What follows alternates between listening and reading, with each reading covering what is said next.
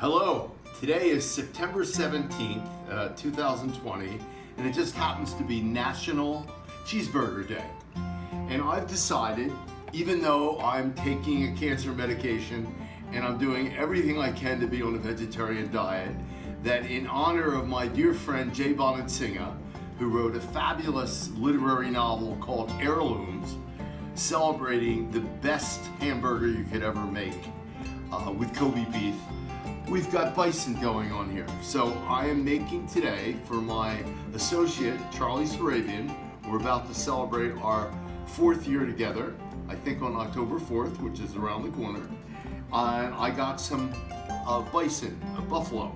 So we put some green onions in there from my backyard, my porch, a little bit of garlic, and some salt and pepper, and an egg to keep it together.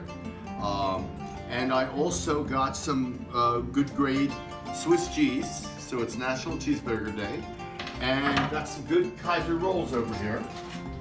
And we're gonna garnish it with this beautiful heirloom red tomato.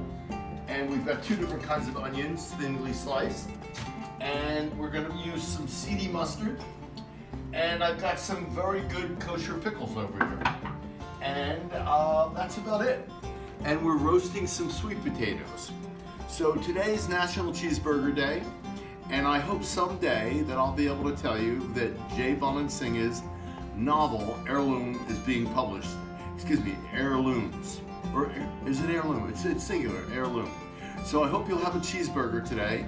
And if you're not eating the normal crappy beef, get some grass-fed beef or get some bison or buffalo and treat yourself to something healthy and put some quality cheese on it. No Velveeta, okay?